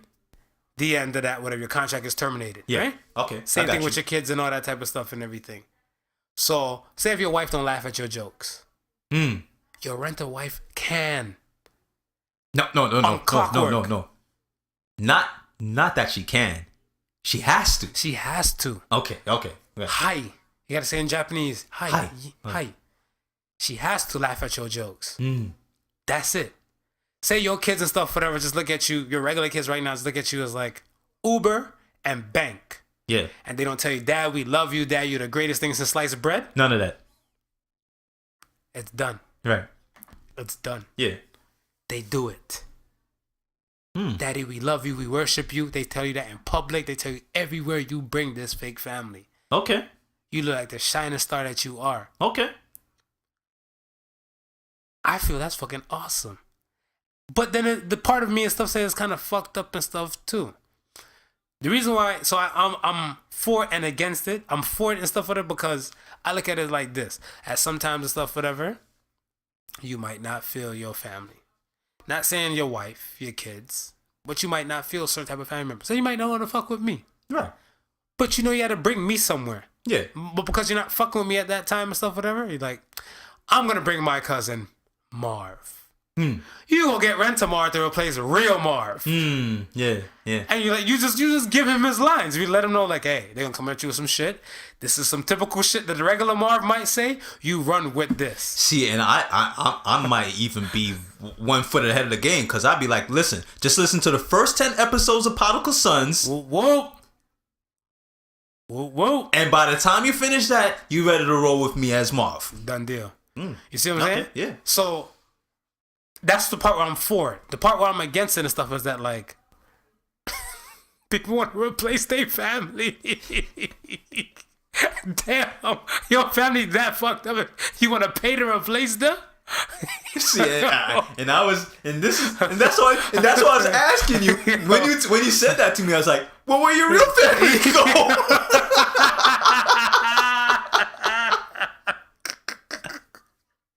Yo. Where your real family go? What do you mean we replacing them? They out in the cold now. You like they standing outside like this, all looking all lonely and sad and shit. And your fake family inside eating steak and rice and beans. I don't know. Like put like this. Like my family right now. Like even my household family and stuff, whatever. Right. My wife, I want to say she's on point with it and stuff, whatever. Because if we're going somewhere and everything like that, whatever, she's the one that emphasizes stuff, whatever. We need to look like a team. We need to look like we're together. Right. You know what I'm saying? Yeah. So if I come out the shower and we're getting ready to go out somewhere and stuff, whatever, she's like, babe, what are you wearing? And I'm like, I'm gonna slap on like this, you know, the blue cardigan with the white shirt and everything like that, whatever. She's like, in her mind, she's like, okay, we're wearing dark blue and white. She just want to look like we're together. Right. She said, the team. We're a family. We shouldn't look like a bunch of clowns. That's in her mind. So I'm like, cool, I got it. Some people, they don't want to operate like that. No. Yeah. Some people's family and stuff, whatever, it's not like that, that dynamic, whatever, right? So it might go to a different shit, whatever. Like, I don't dress like you. What the fuck for? I'm my own person and stuff, whatever. Dad, no. Yeah. Rent a family. Today we're all wearing the plaid Argyle sweaters. And the whole unit gotta wear the whole damn Argyle sweaters. Yeah. That's deep. Yo, that's deep. See, and I can see, and it works for the cat that don't have no family, but needs families for certain occasions. You know what I mean? Yeah. Like the company dinner, the loner and everything like that. Whatever you might have, the family wedding. You gotta bring out the half. You know what I mean? Yeah. And that's what I'm saying. That's what I'm saying. That's where that business idea works perfect. Yeah. Because before, you might bring set escort, whatever, like for those type of occasions and stuff like that, whatever, right? But set escort knows she has to sexify it up because it's that type of thing. Right. I'm pretty sure if you can't call the escort company that all they know is sexify and the sex appeal type of persona, say, hey, could you have one of the people just kind of dumb it down to like plain Jane? Be like, what kind of service do you think we're running here? We're 1-800-ESCORTS, you know what I'm saying? So you get the damn regular actress and stuff for her, play the position and stuff for her. You school on the dynamics, how you guys met, etc., and all this type of stuff and never, and it's cool. It can run with that, whatever, right? Yeah. Hell, if you didn't have no father figure and everything like that, or you didn't have no father and stuff in your life, and they're telling you, hey, you know what? I'm bringing my dad to the football game. You should bring your dad to the football game, whatever, right? Rent a dad. Rent yourself a dad. Yo. Rent you a dad, whatever. Rent your kids some grandparents. And you can even coach him right then and there, or before you get there and stuff. Where they be like, yo, in between the game, when they can hear to say like, you know what, son, I'm sorry I didn't take you to a football game. I'm bullshit. Yo, it works. I'm like, Japan. See, Japan, they got brilliant fucking ideas. I seen a documentary. Yeah. About the host club. So to the listeners and stuff, whatever, at home, a host club is a place where you pay your money to drink with somebody or have a drinking companion for cash. So you pay for, for example, you will go to a host club to go drink with a beautiful woman. Okay. Conversation. There's no touching. There's no nothing like that, whatever. You just have the straight convo. Straight convo with all the goods and stuff, whatever. Yeah, I got that. And, you'd be like, life is fucked up. And she look at you and tell you and stuff. She's like, you know what? You know what, Joe? You're right. Those people at your job, they don't understand you. They're fucked up. I feel like that right there is therapy in itself with a little cognac to the side. I feel like it works. Yeah. And how well it works in this documentary and stuff, whatever, the top host, male host in the host club, he makes equivalent to $423,000 a year. What? A year. He making more than the president. A good-looking Japanese dude is doing his thing. All he doing is drinking and conversing. No sex. Because his manager said, his boss said, once he finds out the guys even have sex with the women, instantaneously fired on the spot. So to maintain his job and his position, that's it. So now because he's top dude, because his convo and his whole aura is top notch, they raise prices for dude. So they raised the price. So now before, to drink and chill with him and stuff, whatever, like a few minimum drinks and everything like whatever, was before equivalent to $60. Yeah. His shit, because he's top tier dog, Yeah. his thing is now $300. And you're drinking premium drinks, top shelf shit. Wow. With stud. See, I don't know. See. So, and how does word get out about somebody like that? Yo, but that's what I'm saying. How do you become the premier top guy? Man, you gotta sell it, man. You better have that silver tongue.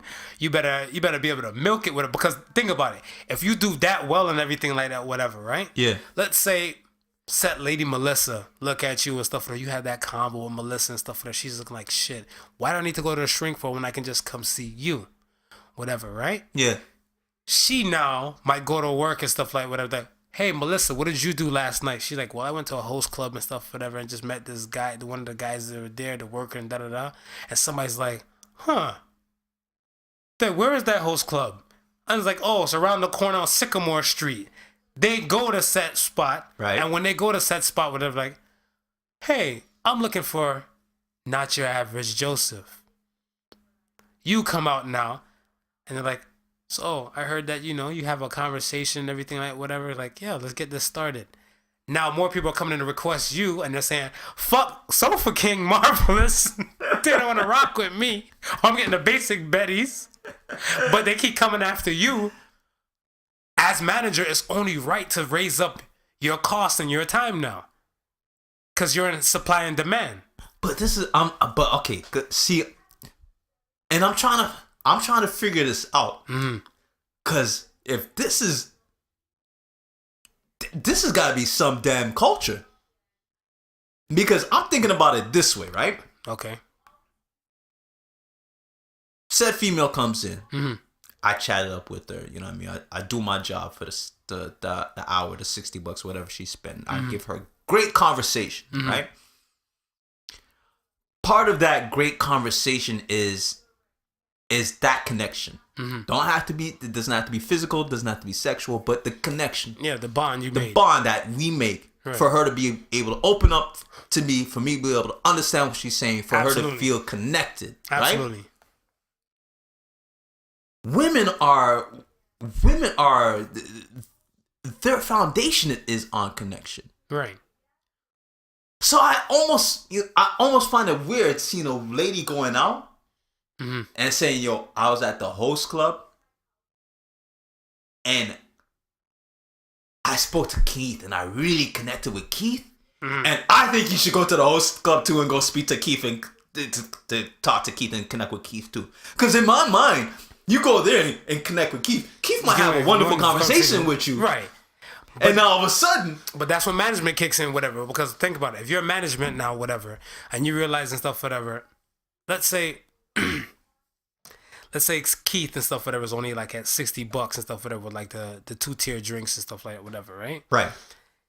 And they get requested, Keith get requested and stuff, whatever. Let's say he's there for like, say 8 hours until they close and stuff, whatever. And every hour, a new woman is clocked in with Keith and stuff like that, whatever, right? Just Keith. Yeah. They're not honed in on the other guys, just Keith. Yeah. Right? And if Keith's locked in with somebody, then they might go to the next person and stuff over and everything like whatever. But then another time that person will come back and be like, no, I want to book Keith. Right. So now they're booking Keith for the time and stuff, whatever, now, whatever. So now Keith is starting to become exclusive commodity. So now when people are now calling to book Keith now, you as manager are saying to yourself like, the fuck? Well, I was charging 60 for Keith and stuff for her before. Yeah. Keith's not going up to 100. But okay. That's what I'm saying. That's what I'm saying. I get like, that. but that's what I'm saying. Yeah. When Keith is not going up to 100 and stuff, whatever now, whatever, right? We're making more dollars and everything. So say our host club and stuff, we had like a regular banner where like all the guys just lined up in a suit, right? Okay. I'm making this Keith look like Justin Timberlake of the damn group, okay? On the damn new advertisement we got, he's standing in the middle and the rest are like all behind him. Goddamn right. Yo, they're looking like, who the hell is this guy? When they see the banner or they see the commercial and stuff, they're like, yo, who the hell is this guy? Keith, this is Keith. Keith is the leader of the boy band. Like, yo, he's the leader of the boy band, man. I'm telling you, man, they onto some shit over there. That's what I'm looking at. I'm like, yo. But this is what I'm trying to figure out, because I'm just thinking Keith just has crazy stupid game. Right. That when people just come and they say, okay, I'm gonna set you up with this dude, Keith. Keith is kind of like, I don't know. But then you get to meet with Keith, you speak with Keith, and Keith is the only person you ever want to go and talk to. Fact. Cause I don't think Keith is out there getting recommendations. I think women are out there and I don't know, like I'm saying, maybe the Japanese women are forwardly progressive enough like that to say, listen, Keith a really good dude. I like sitting down and talking to Keith, and you would like to go down, sit down and talk with Keith. That's what I'm saying. But if anything and stuff, it'd be like, yo, it's kind of like this. You my go-to dude and stuff, whatever, right? Yeah. We have convo. We have this dialogue. We like before podcasts and everything. So we have this open dialogue and everything like chopping whatever, it up, right? yeah.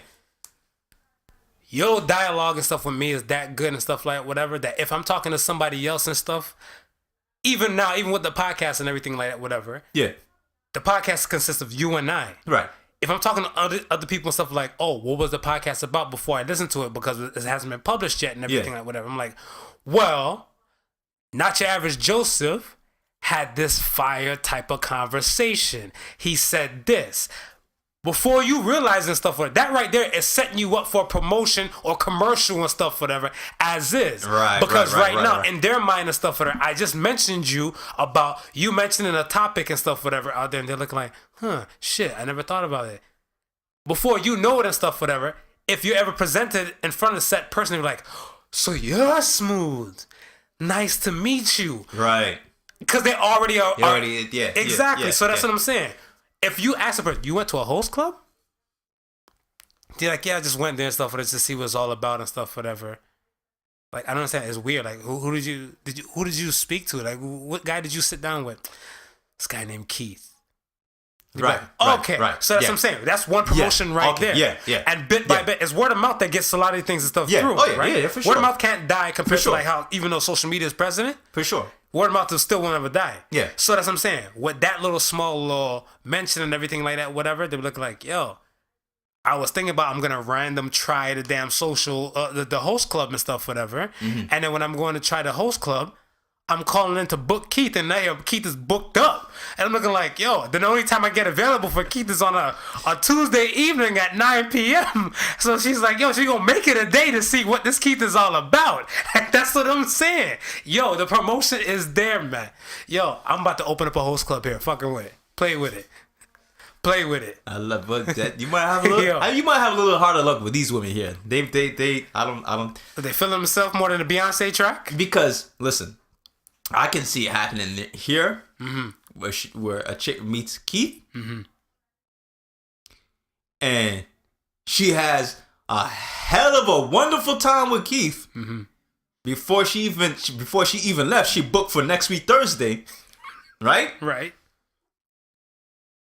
She like, oh, you know what? I know we can't have any relationships, but I just love talking to Keith. He understands me. He gets me. He gets me. He knows it. He totally gets me. He knows it. She goes home, right? Mm-hmm. She goes home what, to her husband or to herself? She go home to herself. Okay. Right? The girlfriend calls her. Hey, Carl, where you been? I've been out. Yeah, where you been out to? No, I went to, just a club. Yeah, you hanging with you meet anybody? Yeah. But then she stops. Because she don't really want to reveal Keith. Because in her mind, Keith is hers. Fair. You understand? Fair. I had this connection I share with Keith. Right. I'm not ready to share him with anybody else. And I get that, but that's what I'm saying. It's still up to management to kick in and have their whole thing from the side. Because like I said, if she's coming in to book Keith Clockwork now, whatever, on set days and stuff, whatever, and that's just one person. Say we multiply that by like 10 people and stuff, whatever. Me now, with if I have decent managerial, micromanaging type of talents, I'm gonna look at it like, nah, Keith, you're my bread maker, man. You're that money maker here. You are my bread and butter and stuff, whatever. So here's what it is, whatever. We gonna do this photo shoot. We're gonna do a little billboard real quick. You gonna be Justin Timberlake of this bitch. The rest of them gonna be pie. Yo, I'm gonna line him up, man. He gonna look like the shining star. Come to the Marvelous Host Club. You know what I'm gonna do? What? This is what I'm gonna do. I'm gonna tell you what I'm gonna do. Holla. I'm gonna study Keith for a week. To see what makes Keith great to make the rest of them great? What make Keith tick. And I'm gonna write the book of Keith. And use it as the manual. And the other band members, they gonna get that manual and they become Keiths themselves. And I'm gonna have a room full of Keiths. Mm-hmm. And I ain't gonna worry about nothing. You can say that though, but that's what I'm saying. It still depends. Because remember, Keith might have the look with the silver tongue. Right? True, you can grab the look, but you might not grab the silver tongue. You might grab the silver tongue, but you might not have that look. Yeah. And that's where it varies and stuff, whatever, right? Yeah. Because Keith is unique. Keith is just that rare combination. Yeah, so you can make the cookie cutter mold and stuff, whatever, from Keith, whatever, right? But it still won't change the fact and stuff, whatever, that Keith will be that money maker and stuff, whatever. And even if you bring in Set Stud and stuff, Michael and stuff, whatever, to come in, that Magic Mike dude to come in. And when Magic Mike steps foot in the scene, he might replace Keith and stuff like whatever. His bravado and style is still slightly different. Why they said, you know what, Keith is now back burner Betty. Yeah. Okay. So that's what I'm saying. So you can still have that whole book of Keith and use that guideline and training guidelines and stuff like, look, I know you guys like to come in here and you button up, but that nigga Keith out here, he come out here in a suit. He put on that Chanel, because remember, you can never take an L if you're smelling like Chanel. And then he's just doing it. He's just doing it. They're laughing at their jokes and everything. He's helping them pour their drink. He look a little parched. Let me help pour. Tell you, Japan be on some shit. I'm gonna tell you, book of Keith. Yeah, the host clubs, man. Don't sleep. Stay tuned. You might be one here soon. Right after we do the NDA, because we're going to have the NDA at the host club. Most definitely, because there's going to be some shit. You know, Keith's going to have some stalkers and everything. Yeah. The same way, man. We're going to have to make sure Keith is duly protected. Well protected. So, we get to the question of this week and stuff, whatever. I ask people, would you have a drink with you? Now, let me explain. Would you have a drink with you? There was a commercial years ago, right? Yeah. By Stoli Vodka. Okay. So for the folks that listen to stuff for the Stoli Vodka, they not only make good vodka, but they make great commercial and stuff too. So they had a commercial and stuff, whatever, with Hugh Hefner, rest his soul. Right. Julia Stiles, and Biz. He's one of the founders of Twitter. Okay. So in set commercials now, like even if it's a commercial set for you, yeah, they would have Not Your Average Joseph at a bar. Right, yeah. And they would have Regular Joe come to the bar. Come to the bar, okay. You guys meet. Same cookie cutter mold of you, same cookie cutter mold of the other you. Yeah. Meet at the bar and have small talk, dialogue, and conversation and stuff, whatever, to figure out, could you have a drink with you? So you know deep down in yourself. You can lie to me, you can lie to anybody, but you know how you are with new people that you meet, how friendly you are with them, yeah, how standoffish you might be. Yeah. Are you quick to warm up to people? Are you not quick to warm up to people? Are you okay? Me personally, I feel like from what I know about you, yeah, you can do it. You can have a drink with you. Now that you've explained it to me, yeah, I can. You can have a drink with you. For the listeners at home and stuff, if you're still kind of lost, YouTube Stoli Vodka, would you have a drink with you? Yeah. And you can see what I'm talking about and stuff, whatever. And a lot of people cannot. So when I post a question now, when I posted a question and stuff, whatever, people jumped up and says yes. But some of the people that jumped up and said yes, and I know them, right? I said, no, you can't. Yeah. And they felt the type of way. So like, why? And I said, you don't like new people. You're the first person to jump up and said, no new friends. Yes. You have an attitude, you have a standoff attitude. You said when people see you, they see you with a resting bitch face. If you seen that from another person and stuff, would you really want to go have a drink with that person and stuff, whatever? They said no. So I said, your answer just changed right there. See, it's one of those introspective things. Exactly. It's one of those introspective things. Exactly. It's one of those things that asks you to look inside yourself for certain qualities. And only asking these questions can reveal these certain qualities that you probably didn't even think that you would have. Because you're right. A lot of people will be quick to say, of course I can have a drink with myself. I'm awesome. Yeah. I'm awesome. Who wouldn't? I'm great. Who wouldn't want to drink with me? Who wouldn't want to drink with me? I'm so great. But you're right. It's that you have to look at it the other way around. Okay, well, step outside of you. Knowing how you deal with new people or how you don't deal with new people. Remember, you stepping outside of yourself. You don't know you. That's you sitting at the bar. You going to... Yeah. They can't. I know I can.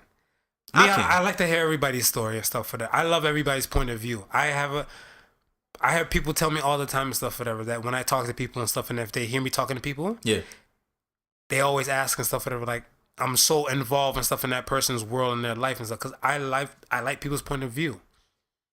Not only that, it's they're giving you an experience that you've never had before. Exactly. And you're not gonna have that experience because they come from a different walk of life from me. Yeah, for sure. My walk of life is totally different from another person and stuff, whatever, right?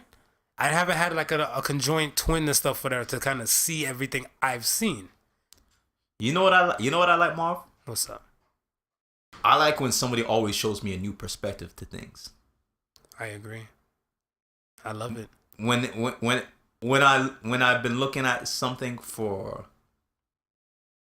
like a good while, and then somebody comes by and says, "Yeah, but look at it like this," and I can look at it like that and be like, "Oh, wow, yep, that's crazy, mind blown." So, and that's why I always like to have conversations, because you never know. You never know when it's a teaching moment. Exactly. You never know when it's a learning moment. You're supposed to, but you should learn something new every day. You should. That's part of growth and development. It is. Maybe we should get rid of everybody's cell phones. Hell yeah, why not? Then, I mean, you can't learn anything if your phone's already smart for you. Yeah, you're not smart. Your phone is. I tell people that all the time, man. I mean, we're good. Yeah. Check us out. We're gonna be at the Dirty Bird. Street Fighter tournament. This Thursday. Come see me give a few people a few Hadoukens in their neck. The 21st. Come meet the Podical Sons. A few Shoryukens in their throat. You know how it is. Hold it down. You know, I don't want to brag too much, but I think we're gonna have to do some bragging over the few days. Yeah, I mean, maybe toss some specials out. Yeah, you're ready to do some specials and everything. Been training out here. Yeah, that's what it is. It's all about, because we don't slack when it comes to these type of things. We take these things seriously. Yeah, man. Competition second to none. That's what we feel like. We're the Podical Sons. Competition second to none. I might have to make a T-shirt. I might have to make that T-shirt or something like that. Maybe the boxing hoodie. About the big boxing hoodie. With the hoodie on. Throw the Podical Sons on the back. Yeah, why not? Why not? Come out with the champ is here. The champ is here. People be like, yo, these guys are idiots, man. How you claiming? Throwing in this. It'd be fucked up if I even lose like in the first round. I walk out there emotional and shit. Oh man, that'd be funny. I walk out there emotional and shit. No, I think I'm gonna hold it down. I'm gonna hold it down. I'm gonna hold it down and stuff. All right, that's good. I mean, you know what? Win or lose, it's for a good cause. Win or lose for a good cause, and you know what? We get to second, third round. Hey, that's a win. Yeah, we happy with that. Hell yeah. You know what I mean? We happy with that. We go out the first round. We still happy because we're gonna be there socializing, chatting it up with people, and putting people onto the podcast who hasn't been put on before. And you know what? Hopefully, you know what I'm gonna try to do? I'm trying to get some clips.